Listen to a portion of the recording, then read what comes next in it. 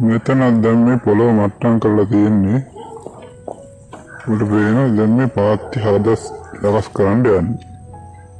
මේ වගේ ඉස්සෙල්ලා පොළොව පොඩ්ඩක් සකස් කරගෙන ලෙවල් කරගෙන පාත්ති හදාගන්න අර විදියට පටේ කනදාරිය උස් පාත්තියක් විදියට හදාගන්න ඉරුකුට හොඳට උඩ අස්සන්නක් ගන්න පුළුවන්.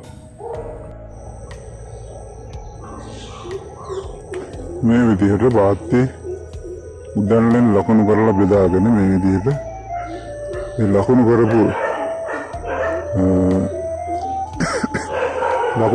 කාන දිගේ නැවත දැල්ලෙන් කපකද පස් උඩට දොදා පාත්තිය හදාගන්න ඕනේ. මේ හදාගෙන යන අතරතුර තමයි මේ තියෙන්නේ. දැන් බලන්න මේ ආකාරයට පාත්ති හදලා ඉවරයි. උපේනුනේ මනාව උසර ලස්සනට භූමියේ පිටින විදියට මේ ආකාරයට පාත්ති දාගන්න අඩි 6-10 වගේ පාත්ති හදාගන්න පුළුවන්. ඉතින් ඔබට කැමති දුරවල් පළදර අරගෙන වෙනස් කරගත්තට ප්‍රශ්නයක් නැහැ. ආසන්න වශයෙන් ඒ දුරවලට හදාගන්න මේ විදියට ඔබ දල අදහසක් අරගෙන වගාව පටන් ගන්න.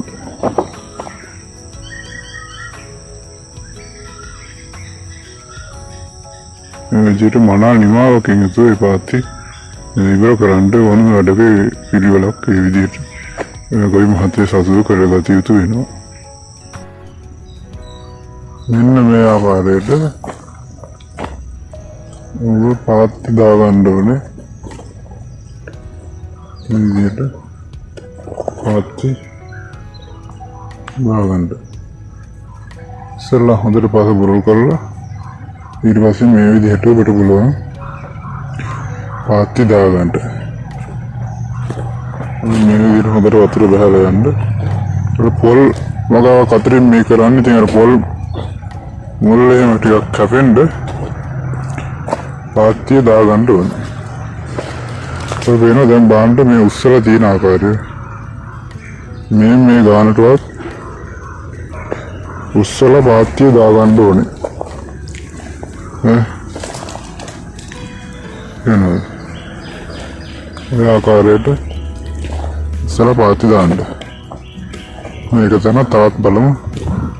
එක තැනක පාත්ති කොහොමද වැටෙන්නේ කියලා. ගොවි මාතුන්ට මේ වැඩසටහනේ මේ කොටස තාම වටිනවා. හොඳින් අධ්‍යයනය කරගන්න. දැන් අපි මේ කියලා දෙන්න හදන්නේ කොහොමද මේ හරියාම බීජ වෙන් කරගන්නේ බීජ හදා ගැනීමේදී කියලා. දැන් මෙන්න මේ තැනදී බලන්න දැන් මේ ඉතුරු ගොඩක් තියෙනවා. ඉතුරු ගොඩක් තියෙනකොට බීජ වලට ඊටාම ගුණාත්මක. මෙන්න මේ වගේ හොඳට විදියට ඔබට පේනවා. හොඳ පෝෂණ ගුණයෙන් ඉහළ අල තමයි අපි වෙන් කර ගන්න ඕනේ බීජ අල සඳහා. ඔබට පේනවා මේ බලන්න. මොනවාව ඒ අල වැඩිලා හොඳට තියෙනවා. ඉතින් මේ අල අංගේ අපි දැන් පෙන්වන මේ ආකාරයට ඔකුවල වෙන්න ඕනේ. අග හීනෙන්ටත් බෑ. ඒකාකාරී හොඳ මහතට තියෙන්න ඕනේ. එතකොට කුඩා පුංචි අල වගේ තියෙනවා නම් ඒවා හොඳ මදි. ඒ හීන් වල අපි ගන්නෙ නෑ. දැන් මේ හීන් වලයක් ඒක විතරම හොඳ මදි. දැන් මේ හීන් වල තියෙනවා නම් මේ අලේ හොඳයි. ඇත්තටම මේ අලේ මහතට හොඳට තියෙන නිසා මේ අලේ අපිට ගන්න පුළුවන් බීජ සඳහා. අවුරුදු දැන් මේ පෙන්නේ මේ ඔබ දැනුම වැඩි කරගන්න. දැන් මේ අලේ ඊතරම් ගුණාත්මක අරතාවයක් නෑ. ඉතින් ඒකෙත් කොටසක් පමණ බීජ හදා ගන්න පුළුවන්. මේ අලේ ඒ කොටස ගන්න මෙතන උඩ එක කොටසක් බීජ සඳහා ගන්න පුළුවන්. මේ අලේ සම්පූර්ණ කැරල බීජ සඳහා ගන්නවා නම් ගත්ත හැකි. එහෙම නැත්නම් ඒක ගුණාත්මක බව අඩුයි.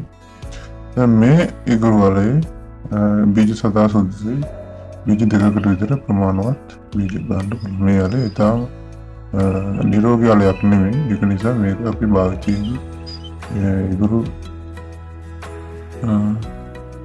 බීජ සැදීමට ගන්න නැත්නම් නීතියකට අස්සන්නත් අඩු වෙනවා. එවැනි අල සිටීම තුළින් ගුණාත්මක භාවය අඩු වෙනවා.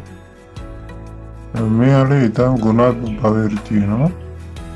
මේ බීජ සදා ගන්න පුළුවන්. මෙවැනි කැලලක්වත් අලකට අනිවාර්යයෙන්ම දැමිය යුතුයි.